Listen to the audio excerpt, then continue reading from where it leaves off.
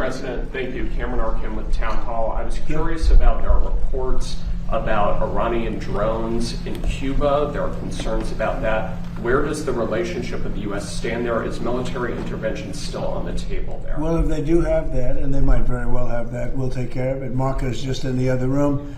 And if they do have that, we'll take care of it in short order.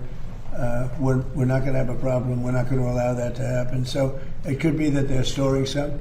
We're looking into it now. It could be so, and it maybe isn't. But we'll figure it out fast. Washington is renewing concerns about Cuba, citing intelligence, security, and foreign influence threats in a new wave of warnings. U.S. officials are raising alarms over alleged cooperation between hostile foreign networks, including concerns involving Iranian drones and Cuban intelligence. A new U.S. report has renewed scrutiny of Cuba, with officials warning that its intelligence activities remain a national security concern. The White House is facing fresh questions after renewed claims about Cuban intelligence operations inside the United States. A recent U.S. report accuses Cuban intelligence of supporting left-wing extremist networks, though Cuba has rejected such allegations. The United States accused Cuba of infiltrating the highest levels of the Trump administration, according to an AFP report. A new U.S. State Department report claimed Cuban intelligence had supported left-wing terrorism and extremist activities inside the United States. The report, titled Cuba, the Capital of 21st Century Communism, revived a series of Cold War-era allegations against Havana. AFP said the report accompanied President Donald Trump's renewed campaign to increase political and economic pressure on Cuba's communist government. The State Department report claimed Cuba recruited American activists and infiltrated senior U.S. government institutions through its intelligence networks. It also alleged Havana helped fuel anti-American extremist movements, but did not present public evidence to support those accusations. Cuban Foreign Minister Bruno Rodriguez dismissed the report, calling it another fabricated accusation designed to discredit Cuba. Rodriguez accused U.S. Secretary of State Marco Rubio of using the report to justify tougher measures and increased pressure against Havana. He claimed Washington was attempting to build public support for confrontation with Cuba under the guise of national security concerns. U.S. economic pressure on Cuba has also intensified following the removal of Venezuela's Nicolas Maduro, further escalating tensions between Washington and Havana.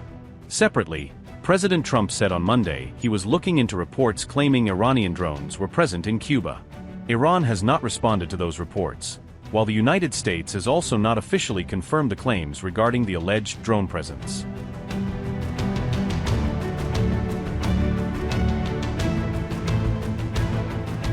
Cuba's role in Chinese and Russian spying efforts is once again coming under renewed scrutiny from the United States. Senior U.S. officials have raised alarm over expanding foreign intelligence activity on Cuban soil. The latest revelations were detailed in a report by the Center for Strategic and International Studies, or CSIS. Cuba's geographic location close to the United States makes it highly valuable for intelligence-gathering operations. CSIS identified 4 China-linked sites in Cuba with potential signals intelligence collection capabilities. Follow-on analysis of 2 of these sites in 2025 showed that intelligence-related activity at those locations had continued.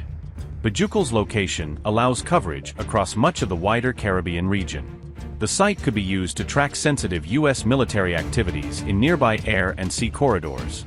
The Bajucal Signals Intelligence Site near Havana has completed a new CDAA antenna array. CDAA systems are designed to intercept and locate radio signal transmissions over long distances.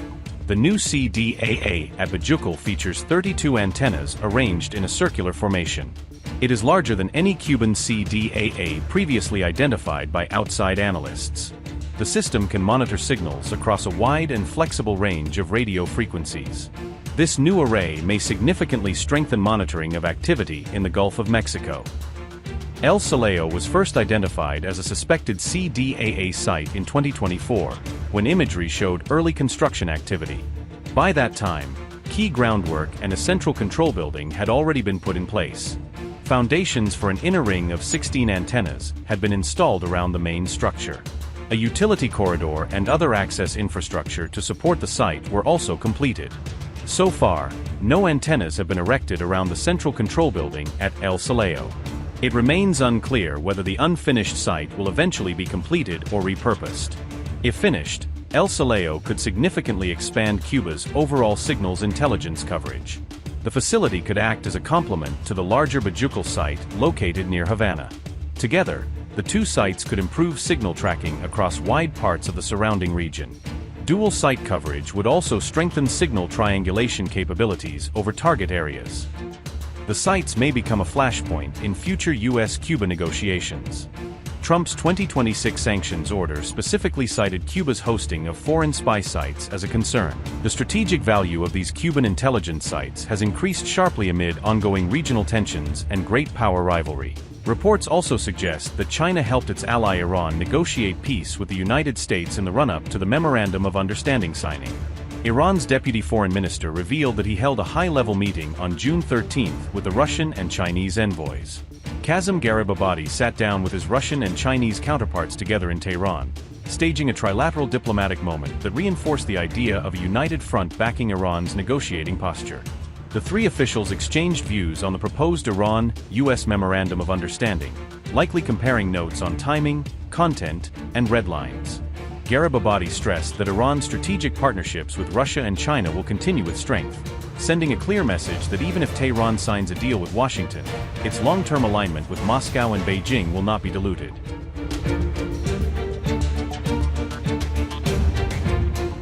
As the US-Iran war winds down, American naval movements are drawing growing attention across the Indo-Pacific region. During the conflict, the Pentagon shifted major military assets to the Middle East, raising concerns among US allies in Asia. That deployment fueled questions about Washington's long-term commitment to maintaining its presence in the Pacific. New military movements now suggest the United States may be turning its focus back towards strategic competition with China. The USS Boxer amphibious assault ship arrived in the South China Sea earlier this month, drawing attention to shifting US military priorities. The warship had originally been expected to support operations connected to the Middle East crisis. Instead, the Boxer was redirected to the Pacific, where it joined American naval forces already operating in the region. Satellite imagery appeared to show the vessel moving toward the northeastern part of the South China Sea. The Boxer carries F-35B stealth fighters, Osprey aircraft, and more than 2,000 Marines, making it a significant force projection platform. Its deployment came as US allies questioned whether the Iran conflict had diverted Washington's focus away from Asia. Meanwhile, the USS Tripoli, one of America's key Pacific amphibious assault ships, remained deployed closer to the Middle East.